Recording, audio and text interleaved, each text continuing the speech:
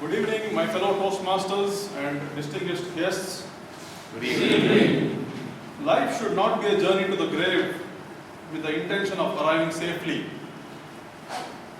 in a pretty and well-preserved body, but rather to skid in the broadside in a cloud of smoke, thoroughly used up, totally worn out, and loudly proclaiming, "Wow, what a ride." This quote is from Hunter S. Thompson, the famous American journalist. My philosophy of life has more or less been on the same lines.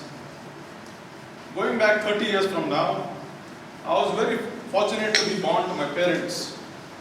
My father was a commissioned officer in the Indian Air Force. My mother was an educationist. And I, standing in front of you,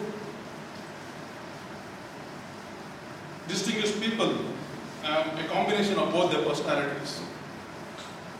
Having said that, I also believe in the fact that you all are all the people that you meet in your life.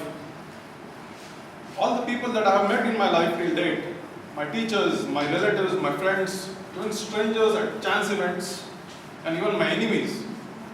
All of these people have had some good or bad influence on my personality. Due to my father's profession being transferable pan-India, my childhood was spent in different regions and states of this beautiful and diverse, culturally rich country. I feel that the regular travel and dynamic experiences that I've had in my childhood have made me a newness-seeking, adventurous explorer that I am today. As they say that life is a roller coaster, and our family had its shares of ups and downs. Post-retirement, my parents ventured with all their life savings into a food catering industry business. And after a span of 3 years, incurred huge financial losses, very unfortunately. And we had to cut short the venture and face a lot of financial problems. So, as the saying goes, you don't drown by falling in water, you drown by staying there. So I decided to start swimming. I, as the eldest son in my family, took the initiative and joined the workforce at a very young age of around 18 years, the legal working age in India. I had to drop out of my engineering and pursue a career in technical support in a company called Dell International Services. This move of mine had helped us slowly regain our economic status. During my tenure as a tech support agent starting in the year 2002, as a ballpark estimate, I had spoken to around 5,000 Americans, 3,000 Australians, and 2,000 Canadians. So by the end of my 3-year stint at Dell, and speaking to people from these different countries on the phone, remotely supporting them to fix the PC problems, was one hell of an experience. After Dell, I joined Hewlett-Packard as a quality analyst, where I had the opportunity to work and learn from some of the best and inspiring leaders in the high-tech industry.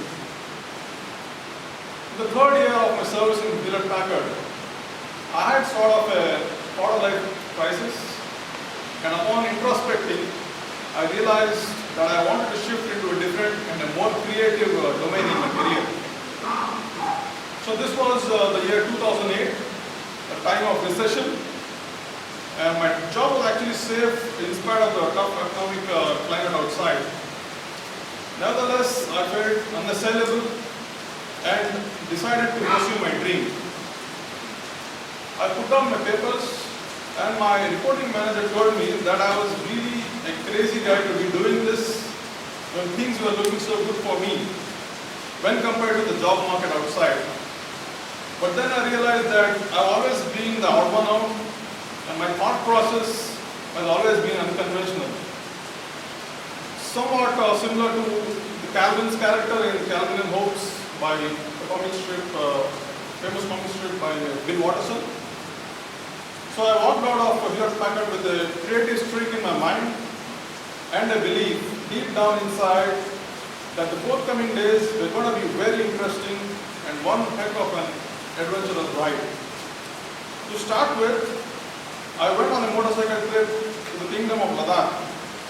I rode from Delhi with a group of my friends and went around the entire region of Jammu and Kashmir and its neighboring states. I met a lot of interesting people and built friendships for a lifetime.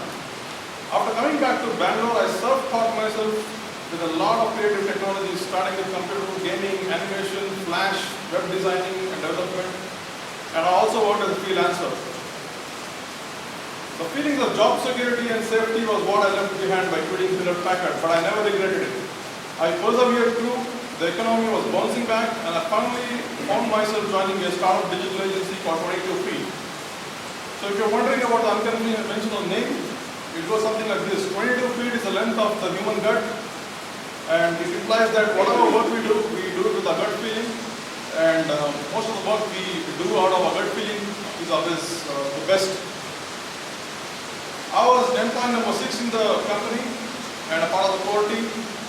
Those were some amazing times.